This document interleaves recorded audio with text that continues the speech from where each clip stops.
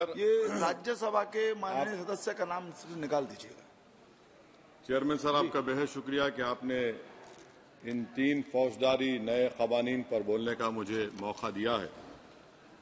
Sir, मैं शुरुआत में इस शेर से आगाज करता हूं अपनी बात का कि हमको शाहों की अदालत से तवक्को तो नहीं, आप कहते हैं तो जंजीर हिला देते हैं।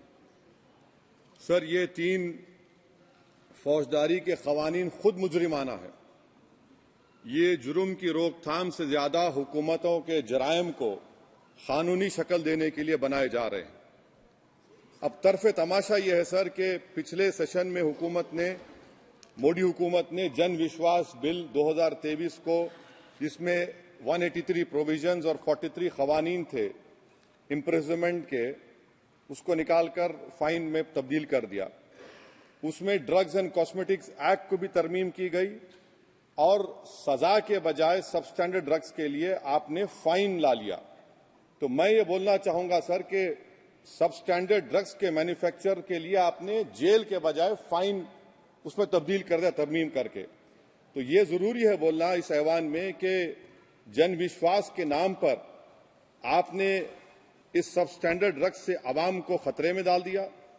अब आप डीक्रिमिनलाइजेशन की बात करते हैं, जहां पर कंपनीज को सजा देना था वहां पर आपने नहीं किया, फाइन में तब्दील कर दिया। और जो कवानीन नॉन वायलेंट क्राइम्स हैं, सेडेशन, डेफेमेशन, उसको आपने इस नए क्रिमिनल लॉ में ला लिया। तो सर, ये बात साफ हो गई कि जन के लिए अविश्वास, धंधे के लिए विश्वास, ये इस हुकूमत का नया मंत्रा है। और लाइटर वेन में अगर मैं कहूं तो जॉन अलिया ने कहा था कि जुर्म में हम कमी करें भी तो क्यों, तुम सजा भी तो कम नहीं करते। सर, आज सच्चाई इस देश में यह है कि सूट पहनने वाला क्राइम से जुर्म से बच जाता है, जेल से बच जाता है। एक खाकी पहनने वाला किसी को करीब से गोली मार सकता है, हथकड़ी पहने हुए मुजरिम को, उसको कुछ नहीं, जवाबदेही नहीं है। सच्चाई हमारे मुल्क में यह है कि इस ऐवान में जिन पर टेररिज्म का चार्ज है वो इस कानून पर वोट डालेंगे कि टेररिज्म क्या है, नहीं है। सर, मुझे ये कहने की इजाजत दीजिए कि अगर आज भगत सिंह को और मोहनदास करमचंद गांधी को ये 3 कवानीन बनाए जाते तो भगत सिंह और मोहनदास करमचंद गांधी कहते कि रोलट एक्ट है, ये 3 कवानीन रोलट एक्ट है। अब हुकूमत को बताना पड़ेगा कि असल मकौले पुत्र कौन है। सर, सच्चाई यह है कि इस मुल्क के गरीब, दलित, मुसलमान, आदिवासी, इनके लिए जिंदगी से बड़ी कोई सजा नहीं है। और क्या जुर्म है पता ही नहीं इनको। सर, अगर हमको रिफॉर्म करना था, इस्लाह करना था, तो हमको उन प्रोविजंस को निकालना था जो हुकूमत और पुलिस को मनमानी करने की इजाजत देती है। हमको वो प्रोविजंस को निकालना था कि जो मंत्रियों को और पुलिस को ये मौका मिल जाता है लोगों को सालों जेल में रखने का, उन पर कोई जुर्म पर साबित नहीं होता। हमको यह करना चाहिए था कि जो प्रोसिक्यूटर होता है वो फैब्रिकेटेड एविडेंस डालकर ताकतवरों को अपनी ताकत की बुनियाद पर उनको छूट दे देता है। हमने वो काम नहीं किया। आज हमारे वतन अजीज भारत में सबसे ज्यादा अंडर ट्रायल अगर कोई है जेलों में तो मुसलमान, दलित, आदिवासी हैं। सर, इनका कन्विक्शन रेट देख लीजिए आप। एनसीआरबी का डेटा है 2017 से 21 का, 20% अंडर ट्रायल मुसलमान है, 16% कन्विक्शन है और मुसलमानों की आबादी 14.2% है। प्रिवेंटिव डिटेंशन ले लीजिए, जिसको इस्तेमाल किया जाता है जुडिशियल प्रोसेस को सबवर्ट करने के लिए और फेयर ट्रायल को सबवर्ट करने के लिए। आज भारत की जेलों में 30% डेटेन्यूज मुसलमान है। उत्तर प्रदेश में 2017 में 33% मुसलमान डेटेन्यूज थे। आज 83.9% उत्तर प्रदेश की जेलों में मुसलमान डेटेन्यूज है। सर, एक और मिसाल दे रहा हूं, CSDS की रिपोर्ट है, थिंक टैंक है बहुत बड़ा, जो कहता है कि they have found substantial prejudice against Muslim the police force. Bihar, Maharashtra, Uttarakhand, Jharkhand, 2/3 of the surveyed police personnel believe that Muslims were more inclined to violence than members of the communities. ये empirical evidence है। इसी रिपोर्ट में कहा गया कि 35% जिन police के अहदेदारों का सर्वे किया गया उन्होंने मॉब वायलेंस को नेचुरल करार दिया, खास तौर से उन केसों में जहां पर काउ स्लॉटर होता है। CJPAP का इन्वेस्टिगेशन रिपोर्ट है सर कि कोविड-19 के दौरान जिन लोगों 25% मुसलमानों का अरेस्ट किया गया था। ये बायसनेस नहीं है तो क्या है? मध्य प्रदेश में मुसलमान 7% के करीब है और 21% मुसलमानों का नाम सर एफआईआर में डाल दिया गया था। Sir project 39A national law university ने उन लोगों का सर्वे किया जिन पर सजाए मौत दी गई। हैरत अंगेज बात यह है कि सर 76% बैकवर्ड क्लास, दलित और रिलीजियस माइनॉरिटी से ताल्लुक था। कितने दलित और एसटीज डेथ रो पर हैं सर? महाराष्ट्र में 50%। कितने मध्य प्रदेश में है सजाए मौत के? 36% दलित और आदिवासी। कर्नाटका में 36%, बिहार में 31%, झारखंड में 30%, गुजरात में 19 लोग जो सजाए मौत के इंतजार में हैं, 15 मुसलमान हैं। केरल में 60% जो सजाए मौत के मुलजिम है रिलीजियस माइनॉरिटीज है। सर आखिर इस देश में कब तक ये चलता रहेगा कि अनस्पोकन रिजर्वेशन उन लोगों के लिए उनके पास पूरा पॉलिटिकल पावर है और एक अनस्पोकन रिजर्वेशन है दलित, मुसलमान, आदिवासियों के, इनको जेल में रहना पड़ता है? कि आखिर ये कैसे मुमकिन है सर कि आलाजात के जो अक्सरियती तबके के लोग हैं उनके पास सियासी ताकत है, माशी ताकत है, सोशल ताकत है और मुसलमान और दलित आदिवासी जेलों में पड़े रहते हैं? अरे अगर आप 3 कानून लाकर इस्लाह कर रहे हैं तो कौन सा इस्लाह है? आप तो ताकतवरों का रिफॉर्म कर रहे हैं, गरीबों को इससे क्या फायदा हो रहा है? तो जैसा अंग्रेजी में कहा गया था कि the cure is dangerous than the disease. Sir अब आप आ जाइए BNSS पर, क्लॉज 187 डिटेंशन का पीरियड देख लीजिए सर 187(3) में, यानी 15 दिन से ज्यादा आपको मुश्किल है प्रेजेंटली। अब आपने प्रोविजन दे दिया कि 90 दिन तक आप कभी भी 5 दिन का, 6 दिन का, 10 दिन का, यानी 90 दिन तक किसी को बेल नहीं मिलेगी। और हैरत अंगेज बात यह है कि यूएपीए के कानून में जिसको जेल में डाला जाता है यूएपीए में, 30 दिन के बाद एक सुपरिटेंडेंट ऑफ पुलिस को कोर्ट में एफिडेविट देना पड़ता है कि क्यों आप पुलिस कस्टडी ले रहे हैं जेल से। आपने वो भी निकाल दिया। यानी जिस किसी को भी आप इस कानून में अरेस्ट करेंगे, यूएपीए से ज्यादा मैं 90 दिन जेल में रहूंगा। और कौन रहेगा जेल में? मुसलमान रहेगा, दलित रहेगा, आदिवासी रहेगा और बेल उसको नहीं मिलेगी। तो ये खुद सुन लीजिए, तो यानी कन्विक्शन नहीं होगा, ना बेल मिलेगी क्योंकि पुलिस कस्टडी है। ये कानून में है सर, आप मुझे करेक्ट कर सकते हैं। अच्छा, DK बासु के गाइडलाइंस को आपने अडॉप्ट नहीं किया। क्लॉज 53(1) आप ये भी नहीं कह रहे कि भाई कौन उसको एग्जामिन करेगा, तो discretion of the medical practitioner. अरे आप ये पुलिस में जब जाते हैं तो पुलिस इतनी खातिर तवाज़ो करती है कि तलवों से लेकर जिस्म तक पूरे निशानात उसके जिस्म पर रहते, और आप कह रहे हैं कि मेडिकल प्रैक्टिशनर डिस्क्रेशन करेगा तो होगा। अब आप आ जाइए सर इसके ऊपर आपको बता रहा हूं सर। अब आप देखिए क्लॉज 187 तो आपके सामने जिक्र कर दिया मैं सर। अब आप देखिए क्लॉज 472 मर्सी पिटीशन, आर्टिकल 79 और 161 का कॉन्स्टिट्यूशन का हिस्सा है, और ये आप कानून लाकर कहती हैं कि उसकी तरफ से मर्सी पिटीशन डालेगा तो कन्विक्ट, लीगल है, अदर रिलेटिव। सर जो सजाए मौत काटेगा वो तो आधा पागल हो जाता है जेल में। आप थर्ड पार्टीज को मौका नहीं दे रहे। ये कौन सा इंसाफ है बताइए आपका? ये कौन सा इंसाफ है आपका? और फिर सर आप ये बताइए कि थर्ड पार्टीज को बाहर कर रहे हैं। अच्छा, कितना टाइम आप दे रहे हैं? कितना टाइम आप दे रहे हैं कि सुप्रीम कोर्ट के रिजेक्शन ऑफ SLP के बाद 30 दिन और गवर्नर के रिजेक्शन के बाद 60 दिन? ये कैसा इंसाफ होगा सर? सुप्रीम कोर्ट ने कहा कि multiple mercy petitions can be filed, आपने उसको भुला दिया। अच्छा सर, अब आप एक और बात देख लीजिए, क्लॉज 479 में ये कहते हैं कि अगर कोई डिटेंशन पीरियड अपना 1/2 ऑफ द क्राइम जो ऑफेंस का पूरा कर लिया तो उसको बेल मिलेगी। आप तो उसको और खतरनाक कर दिए हैं। आप ये कहते हैं, उसमें ये कहते हैं सर, यहां पर आपने कह दिया क्लॉज 187 में, सॉरी सर, ये डिटेंशन मल्टीपल क्लॉज 479 में अगर एक से बढ़ के ज्यादा ऑफेंस होगा या ऑफेंस होगा लाइफ इम्प्रिजनमेंट का या पेंडिंग होगा तो उसको बेल नहीं मिलेगी।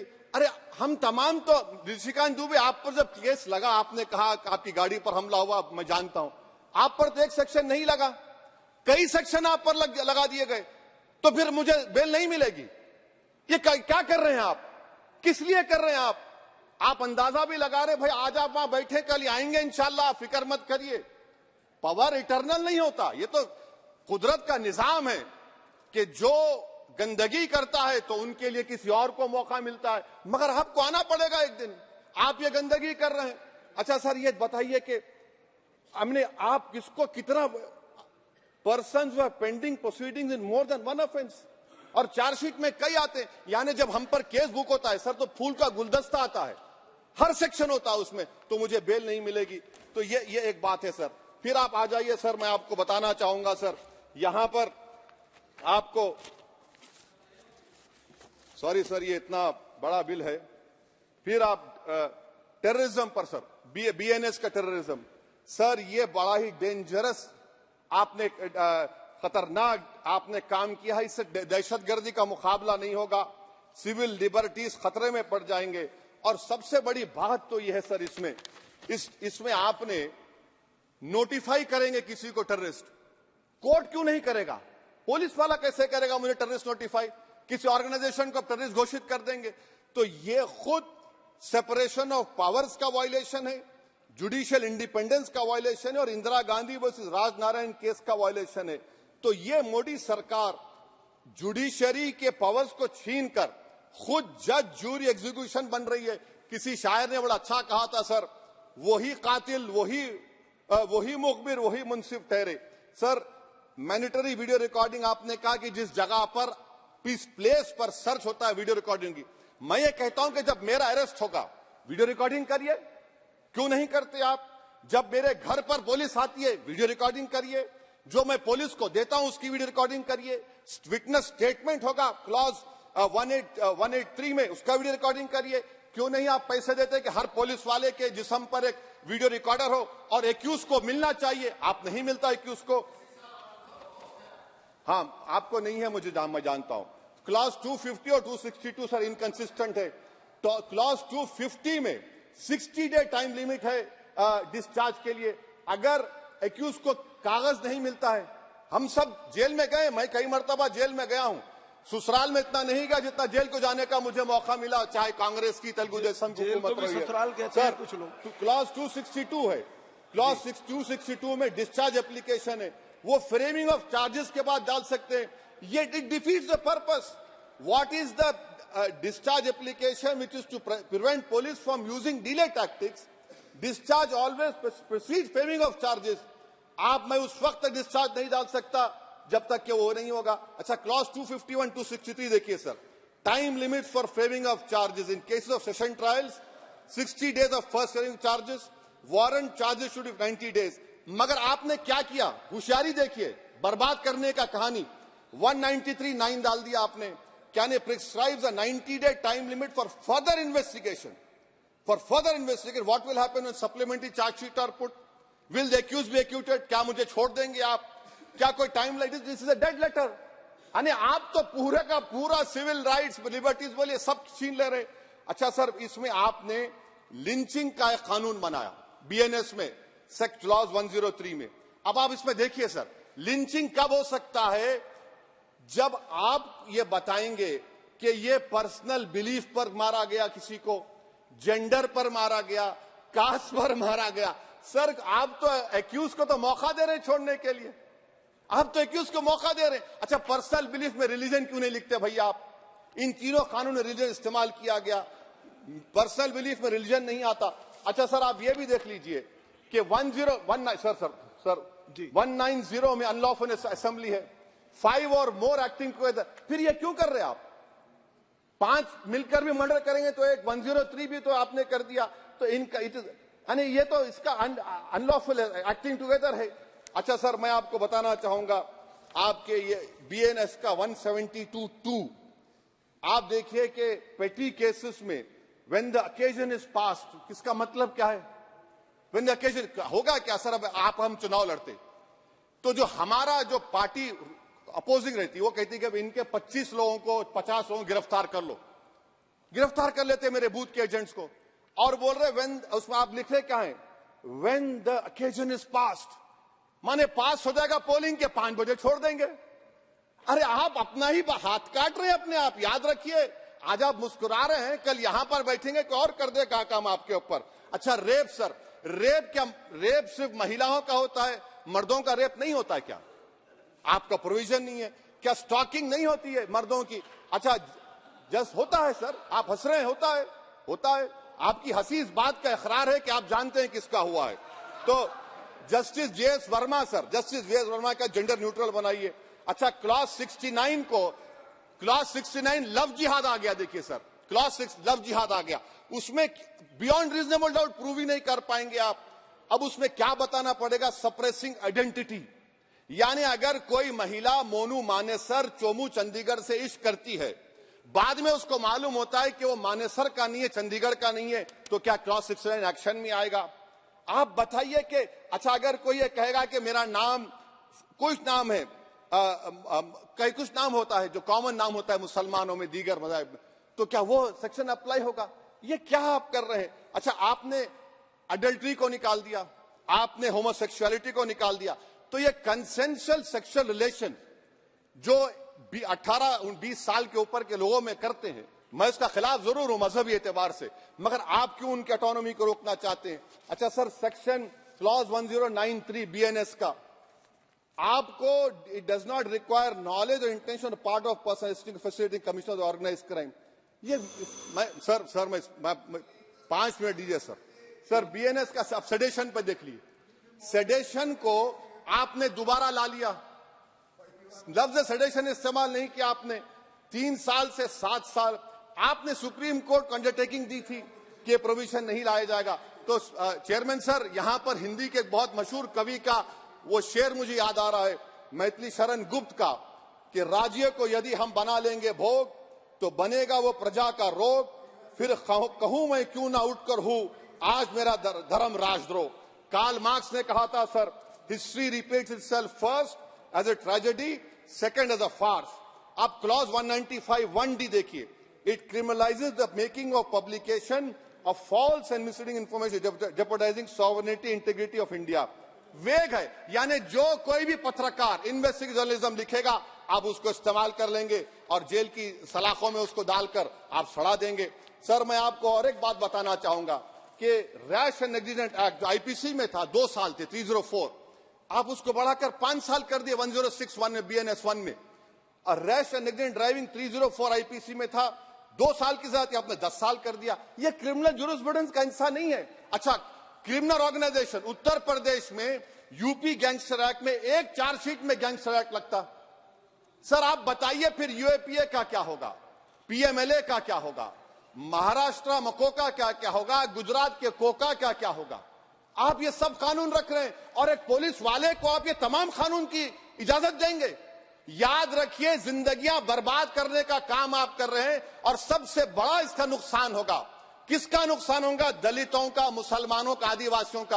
और वो पॉलिटिकल पार्टीज जो कल आज सत्ता में है, कल नहीं रहेंगे, वो बदले की भावना से काम करते हैं। सर मुझे पुलिस ने पीटा सर, 1999 22 दिसंबर को मेरे सर पर 20 टाके लगे, पीठ से लेकर पैर तक मारा गया। आपको मालूम सर क्या हुआ? तेलुगु देशम की सरकार थी, उन्होंने उन दोनों पुलिस वालों को जिन्होंने मुझे मारा था उनको आईपीएस कन्फर कर दिया। आईपीएस अरे मैं तैयार हूं मरने के लिए, तुम मारोगे क्या? बोलो कहां मारोगे बताओ? अरे तुम कहां मारोगे? तुम्हारी गोलियां खत्म हो जाएंगी, मैं जिंदा रहूंगा। अरे तुम्हारी गोली डरने वाला बैठो तुम, अरे चप्पन देके बैठो तुम। प्लीज आप बैठ जाइए। टेररिज्म का देखिए सर, आप बैठ जाइए प्लीज। यूएपीए का सर मैं खत्म कर, टेररिज्म उनको रोकिए sir. Okay please sit down. हाँ तुम गोली मार सकते, सस्पेंड नहीं कर सकते और कुछ नहीं कर सकते सर। टेररिज्म का डेफिनेशन में आप देखिए, यूएपीए का सेक्शन 16 क्लॉज 113 में आ गया, यूएपीए का सेक्शन 15 क्लॉज 131 में आ गया। देख लेंगे उसको, देख लेंगे। यूएपीए का आपत्तिजनक अंश निकाल दिए जाएंगे। यूएपीए का क्लॉज 18 113(4) में आ गया, यूएपीए का क्लॉज 18 113(3) में आ गया, यूएपीए का क्लॉज 20 113(5) में आ गया, यूएपीए का सेक्शन 19 113(6) में आ गया। अरे भाई साहब फिर क्या बचा है? आप यूएपीए से, मकोका से, गुजरात कोका से, पीएमएलए सब ला लिए। तो स्पीकर सर मैं अपनी बात को खत्म करने से पहले मैं उम्मीद कर रहा था कि मैंने वजीर दाखिला का एक स्टेटमेंट सुना था अमित शाह साहब का कि जब गुजरात के होम मिनिस्टर थे तो उन पर जुल्म किया गया, उनको दबाया गया। मगर हम ये समझ रहे थे कि जिस शख्स पर नाइंसाफी हुई है, जो वो क्लेम कर रहे हैं, तो कम से कम वो दूसरों से नाइंसाफी तो नहीं करेंगे। आप क्या कर रहे हैं? अरे ऐसे हजारों लोग हैं जिन पर जुल्म हो रहा है, ना उनके पास दलील है, ना उनके पास वकील है, ना उनके पास आजादी है। तो ये तीन सर मैं आखिर एक लव ये तीनों कवानीन हमारे मुल्क की जमहूरियत के लिए, इन गरीब तबकात के लिए नुकसानदेह साबित होगा। और ये सरकार को मैं चार्ज दे रहा हूं, आप चेक रिपब्लिक में निखिल गुप्ता बैठा है, लेके आओ ना उसको। कुलभूषण यादव पाकिस्तान में बैठा है, लेके आओ ना। कतर में हमारे फौजी बैठे, लेके आओ ना उनको। अरे कहां तुम्हारी देशभक्ति है? अरे निखिल गुप्ता को लाओ, इस कानून में इस्तेमाल करो। मगर वो नहीं बोलेंगे। मैं इस कानून के मुखालिफत में खड़ा हूं जो भारत की जमहूरियत के लिए खतरा बनेगा। शुक्रिया सर। श्री पुष्पेंद्र सिंह चंदेल।